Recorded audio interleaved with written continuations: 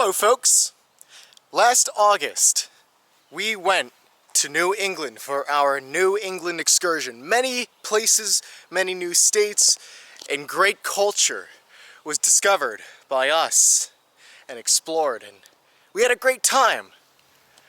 But there were a lot of places that I wanted to see, and for reasons such as just general inaccessibility, for scheduling, or budgeting issues, I wasn't able to take you all to many locations in New England. But this year, we changed that. It is the end of May, coming into the beginning of June, and throughout this next week and a half, we are going to be discovering a few, much less than last August, but still, nevertheless, a lot of significant, important locations to New England's culture. Quite a few locations that I am very excited to share with you. So with that said, please get excited, you all, for the New England Excursion Part 2. Yes, the sequel.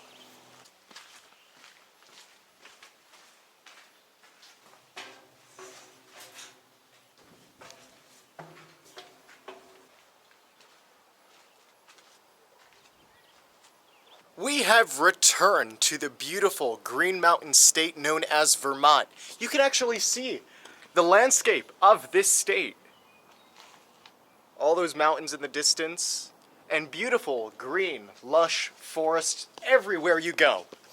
Last time we were in Vermont, we were in Bennington, which was at the very bottom of the state. We've gone a little bit north to central Vermont, where you see a little bit different topography. It's still beautiful nonetheless, but we have arrived for our first destination here on this New England Excursion sequel to Montpelier, the capital of the Green Mountain State. And you'll know in this video, by the end of it, that this capital is unlike any capital in America. Vermont likes to do things differently on a whole. It's really this eccentric mix of New England, the Pacific states, and the Wild West, all in one. You could see such things as when you're on the highway in Vermont, there are no billboards because they love the idea of preserving nature and the natural beauty as it is. In this capital city of Montpelier, you will not find a single McDonald's. It's the only capital city without a McDonald's because they like to support their local businesses rather than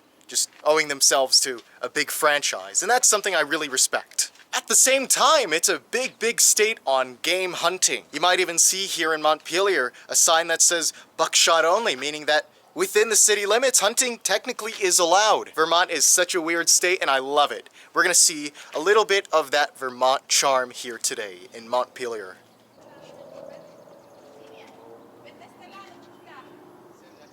Hubbard Park is a spectacle of natural scenery, and it's got that nice stone tower which you can climb up and walk and enjoy the views all around you. We ought to take a visit to the downtown area because that's where the heart of the city is.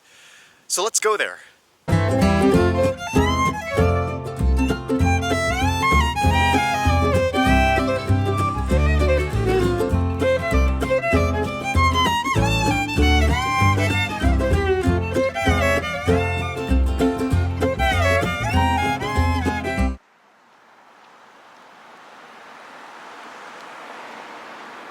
So as you can tell, each state capital gets its own state capitol building.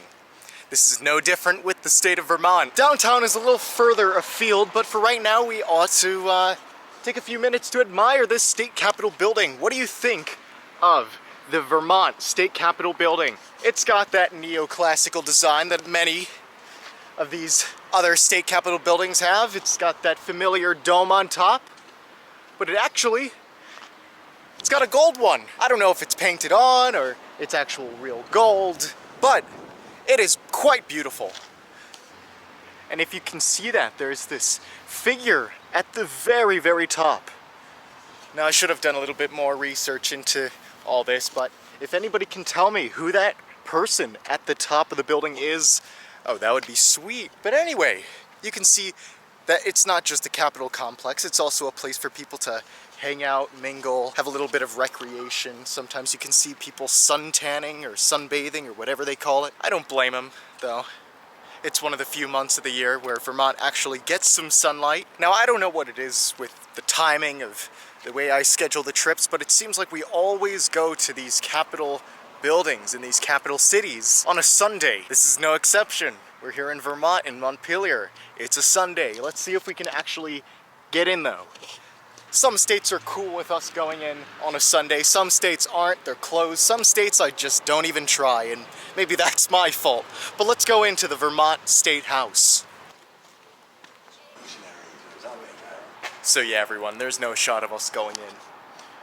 You'd think that for a state as progressive, welcoming, whatever you want to call it, as Vermont is, that they would also accommodate weekend travelers to Montpelier inside the Capitol building, but better luck next time, I guess, to the next state capital we go to. Before we head out to the downtown area of Montpelier, just a quick shout out to Ethan Allen, great freedom fighter during the Revolutionary War. Green Mountain Boys represent.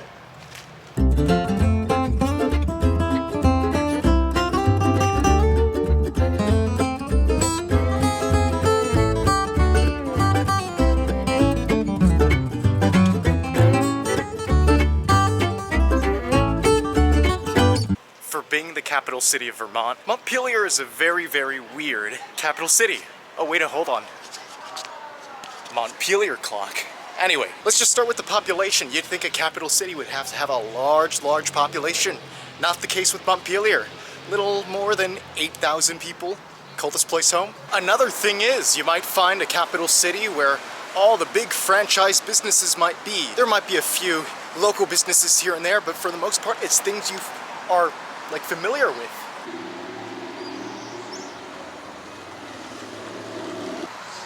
I mean, that Walgreens right over there may just be the only franchise big business in Montpelier as a whole. Most of the things you're gonna see are these local places.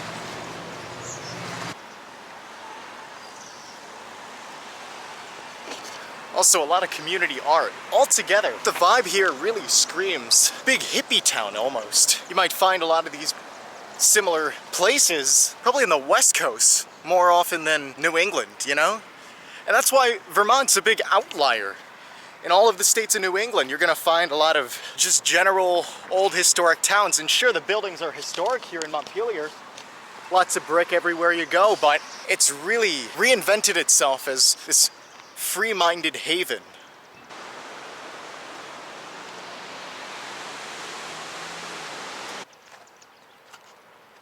Yeah, as much as it is nice once in a while to visit a big city with all the flashing lights and billboards waiting to catch your eye's attention, it is nice to go to a nice, peaceful little town like Montpelier. It is kind of weird, though, to have everything in a mix.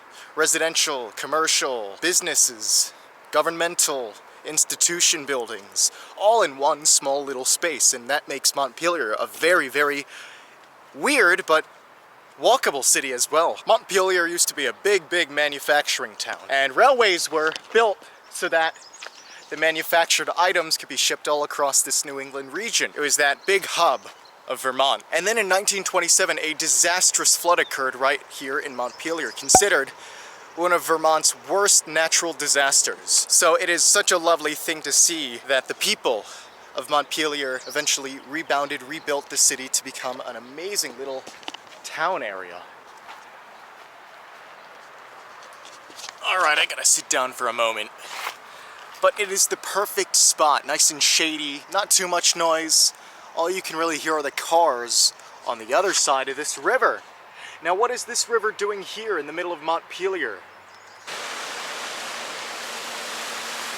So, Vermont is a state that is very famous for its natural features. Of course, the most famous Green Mountains dominate a good portion of the state. Vermont also has its good share of bodies of water. People may know about Lake Champlain on the western border. That's where Burlington is in Vermont. But there's also the Winooski River right here.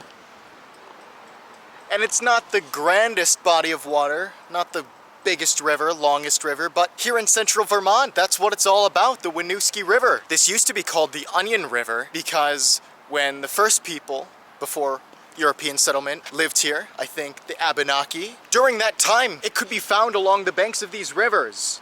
Onions and other types of plants within the onion family.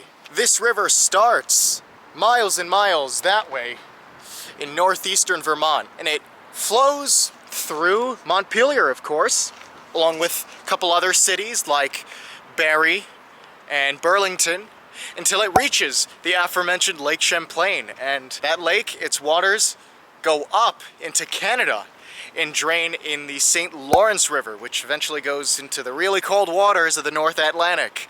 So, although very small now, these waters contribute to a great body of water far away. Alright, we've seen a good fair bit of Montpelier, and as you can tell by now, this is giving off some pretty serious small town vibes. And this is the capital city. Well, yeah, 8,000 people. It is the smallest capital city in all of America. Yeah, it's fun to be here. Fun to say we went to the smallest capital city in the US. But of course, we cannot dedicate the entire video to the downtown area. There are plenty of things to see a little bit outside of the downtown area, which still have that essence of culture that you might associate with Vermont. So, let's go there next. I think we're in for a sweet treat, if you know what I mean.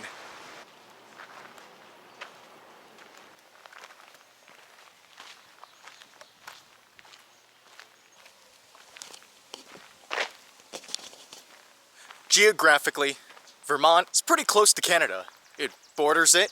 The northern border of Vermont goes into Quebec, Canada. So of course, biodiversity must be similar. Similar types of trees and wildlife and everything.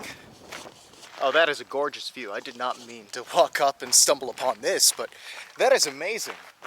Beautiful mountainside. But right here in Vermont, you will see all across the state countless maple farms and sugar houses designed to make maple syrup out of the maple sap that comes out of the maple trees. So it is only natural that while we are here in Vermont, we stop by one of these sugar houses. So yeah, welcome to the Morse Farm Maple Sugar Works. I think that goat agrees with us. Good decision on us, right? Coming here?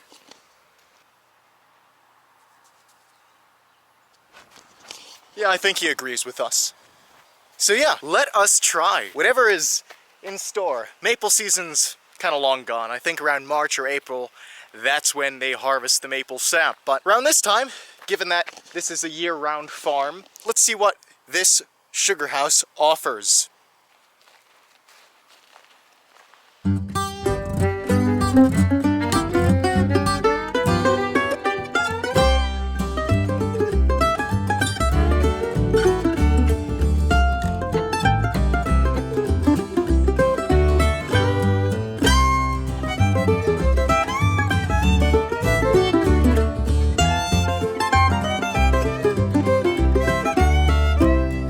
Thank you very much. Have a good one.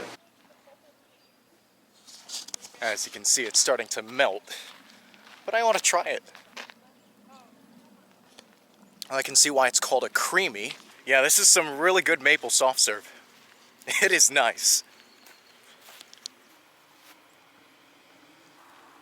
Sorry, dude, I don't think you're gonna fit through there. To the people who are watching this video from France, well, let's be real, nobody's watching from France here. But if you ever come across this video, you should know that Montpelier was named after a big city in your country, Montpelier. Yeah, Vermont, they copied your town name. But to be fair to the people here in America. They did drop one of the L's. So technically it's not plagiarism, but rather inspiration being drawn.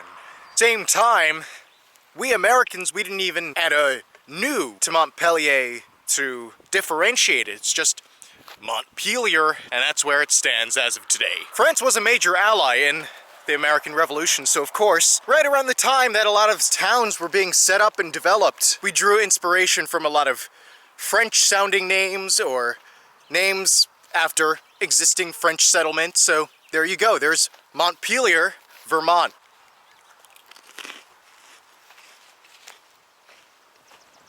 I swear, the bottom, that real crunchy part of the ice cream cone, always my favorite part. I don't eat ice cream cones a lot, but when I do look forward to that. But there we go, that ends our day here in Montpelier, Vermont, capital of the Green Mountain State. You know, I don't even know whether I would call this a good capital city, a bad capital city. It's really subjective. And in terms of ranking all the capital cities we've been to over 20, it's hard to really figure it out where Montpelier lies, because it's such a weird capital city. It doesn't even belong into its own tier or echelon.